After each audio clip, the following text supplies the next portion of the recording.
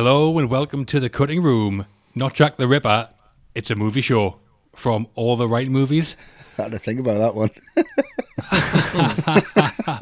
It wasn't Jack the Ripper. Welcome to the concluding part of our Jaws episode. Parts 1 and 2 are available here. If you've already seen those though, let's carry on with the highlight. Jaws is packed wall to wall with famous moments, and we're going to talk in more detail about some of them now as we each pick our highlight from the film. Yes. So, Westy, what's your highlight from Jaws? My highlight from Jaws is always the scene from Jaws that I remember, which is the opening sequence, which is Lovely. the death of Chrissy Watkins. We all grew up in a coastal town, and I grew up in a coastal town, and we all went out and you go down the beach and you'd have a few drinks and the fire would be there and it'd be like, hey. No one ever was stupid enough to go, oh, let's just go in the ocean then, because we'd seen Jaws. But I think this opening sequence is so impactful because you don't say anything. It's so Hitchcockian. It's so much like the shower scene in Psycho for me, where you don't say anything. You don't see the knife hit the flesh. You don't see the shark's teeth bite her. It's just this human reaction and score. And it's just incredibly well done. And the silence of that bell just tolling, just bang, bang. And the guy's passed out on the shore. And this set up for me like my whole thought process of Spielberg doesn't make films with 3 acts. He makes them with 6. He always puts a 3-act film before any film he's ever done after Jaws. I mean, look at Saving Private Ryan. The Omaha Beach sequence is a film in itself. And this, to me, is his first one. And he absolutely nails it. And I think that when they got the idea of who should possibly be the opening person to be, killed in this film. Susan Backlinie, who plays Christian Watkins, she was a swimwear model. The producer, Richard D. Zanuck, found. That sounds ominous. You know what I mean? So he showed Spielberg a portfolio, like, oh, this landed on my desk. What do you think of that? And Spielberg said, yeah, she's great, but couldn't she act? And then Zanuck said, well, I don't know. Look at that. So, that's the 70s for you. That's 1975.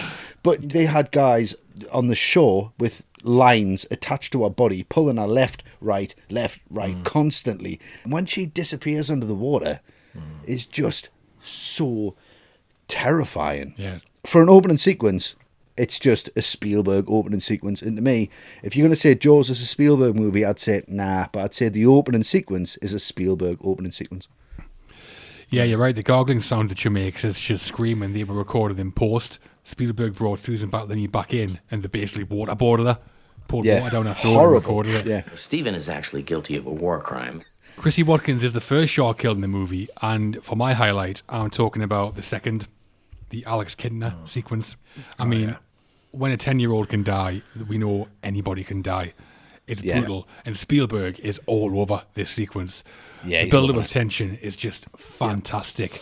Brody sees an old man's head in the water, and then a girl screaming playfully. We see Pippet, the dog's missing. That's the worst bit, obviously. Yeah. Is it the dog? No, I thought, thank God it's the kid. I think the editing's brilliant as well, where people are walking in front of the camera, actors wipes, builds the tension. The editor was Verna Fields, and she won an Oscar for it. And then suddenly we're beneath the waves, and we hear the music. We see the shark for the first time in the film from Brody's point of view when it rolls over in the water, and the way that Alex bobs up before vanishing. He's still alive and conscious when he goes into the water, which is just terrifying. And then we get the famous dolly zoom, which you mentioned, Westy. But this is surely the most famous dolly zoom. It's just so cinematic. Puts us right in Brody's shoes. Just a fantastic sequence. It was originally supposed to be even more graphic as well, because it's behind-the-scenes photographs that show a model of Alex in the mechanical shark's mouth that they shot. But again, it's better that we don't see it, I think. I mean, watching the sequence... That spray of blood is enough. When you step from that wide shot, it's like, that's enough. It's awful, I mean, Spielberg was only 27, but at this point, he's already like a master. Just absolutely incredible. Mrs. Kintner was played by an actress called Lee Friero, but she seems quite old to be Alex's mum. It seems like he's should be his nana or something, but she walks up and she slaps Brody. You get Hooper's reaction, and that's the audience reaction. But she did that slap 17 times. Yes. Yes. Yes. Yes. Yes. Yes. yes, yes, yes, yes, yes, yes, yes, yes, yes, Chief Brody. yes. And Matt, what's your highlight from the film?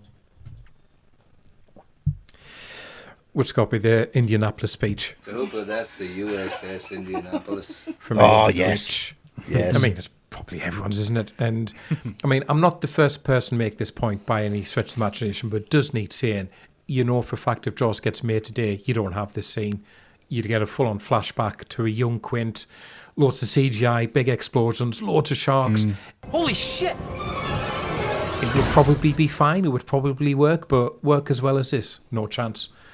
No chance it's as effective as just a great actor just painting pictures in your head with nothing else but great dialogue. Yeah. In the simplicity of the scene, that to me is what the magic of cinema is all about. It is, yeah. After Quint talks, you feel you've seen the Indianapolis sink, just from him telling you about it, the details, the shark's eyes rolling back, that just shivered down my spine every time he gets black to to that white, bit. From black to white. Yeah. And sometimes he wouldn't go away. Like, oh, Jesus Christ, what is this man saying? We've mentioned her already, but I want to mention Verna Fields again because I think she's edited this sequence brilliantly. Yeah. She knows when to cut away for reactions to Brody and to Hooper, when to just hold the shot on Quint. But the last thing I want to mention about it is one of the bits I think probably gets overlooked the most, which is how brilliantly it's set up by Dreyfuss, because Hooper, pissed as a newt, having a great old laugh, showing off his scars, and then boom. Yeah. As soon as Quint just mentioned he was on the Indianapolis. Yeah, his expression Hooper, changes sober completely. as a judge. Yeah. But I think as part of that, you've got to acknowledge the famous story behind the speech as well, which is that Spielberg brought in Howard Sackler to help with the writing. And his main input was thinking, well, Quint, he needs a backstory. This is nothing to him yet. And handily at the time, this is when the story of the USS Indianapolis had been declassified. So he saw that, was like, oh, perfect. That fits with Quint absolutely perfectly. So he brought it in as a monologue, which was only 3/4 of a page, amazingly. I mean, I can't imagine how that would be that short. But at the time, Spielberg was quite pally with John Milius, and Milius had heard about this, said, oh, can I take a pass at it, see what I can do? His take was 10 pages, which Robert Shaw then got hold of, went, that's just too long, can I have a go? And he's the one who halved it down to 5, which is what we get in the film. Yeah. And that's funny as well, speaking from going from, like, you know, mortal to stone cold sober when you hear it. Because, I mean, the first time that Shaw had a crack at this, he wanted to be drunk doing it.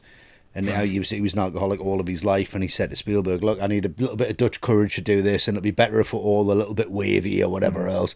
And this was like 9 o'clock in the morning, and he had a fair few shots, and he was kind of going for it, and then had to be carried onto the set to do it.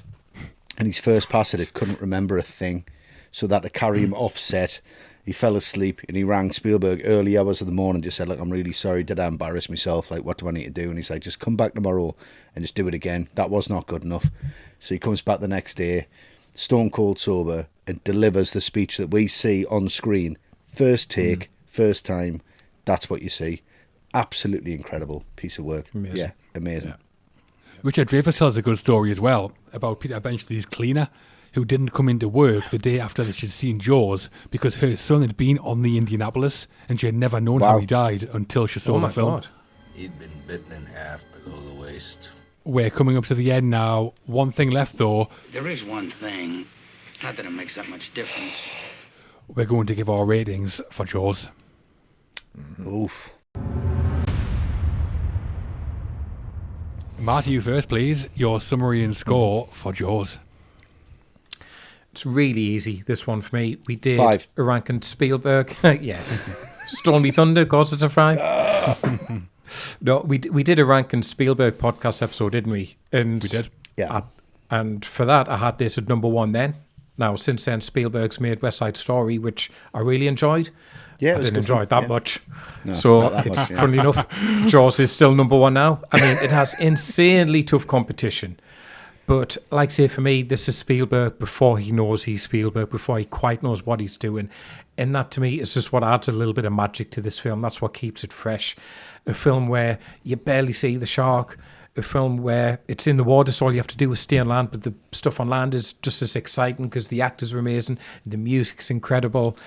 It's just a real one-of-a-kind, one-off film that, like I say, if he'd made it 10 years later, it would have been very different knowing he was good. So for me, it's a very easy 10.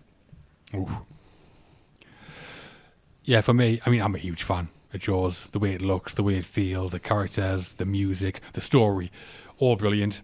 It's in my top 10 of all time, which makes it a 10. Wow. On top of that, Spielberg making this at such a young age and having to deal with problem after problem during production is incredible. The shark is not working. Repeat. The shark is not working. That makes it worthy of a 10. And the impact and influence it's had since. Highest grossing film ever. First ever blockbuster. Influenced a generation of filmmakers. That's worthy of a 10. So, in total, I'm giving Jaws 30 out of 10. No, it's a 10 for me, obviously. An easy 10. Yeah. And Wesley, your summary and score for Jaws, please. What do you fucking think? Here he comes to deliver the bomb. Yeah, it's a 6. But we delivered the bomb. There's nothing else I can say, really, to be perfectly honest. It's not one of them films that I revisit so many times that I should. And every time I do revisit it, I think, fucking hell, why haven't I seen this for so long? No matter what bit you watch, you're engaged to. No matter what bit you watch, it's got this real vibrancy and fullness to it. Where it's a homage, but it's also a, look what I can do, look where I'm going kind of film. Yeah. And it's against all the odds. Shaw and Dreyfus shouldn't have got on and it shouldn't have worked, but it does. And, you know, Schneider shouldn't have been as good, but he was. So, yeah, it's a fucking 10, of course it is. It's a great film. So, overall, that leaves Jaws with a huge 30 out of 30. Top marks. Yeah. Oh, yeah. It's a 30-footer.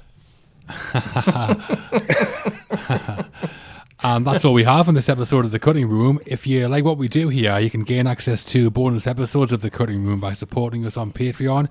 You can also get access to 124 All the Right Movies podcasts and lots more. 124. Jesus Christ. Big numbers there. I know, right? Your help and support massively appreciated, and the more support we get, the more videos we can and will make. We're going to say farewell and adieu for now. Yep. So thanks for watching, folks. Thank you, guys. Really Thanks for appreciate watching, it. guys. Yeah, great of yours. Look at this, man. Look at this. Thresher. Look at that. Look at that, man. Thresher, I've got that beat. I've got No, that we beat. haven't. No, we haven't. Just look at this. Look at this. No, See we what haven't. happened to my heart. Show me the way to go home. Yes. I'm tired and I want to go to bed. I had... What's that?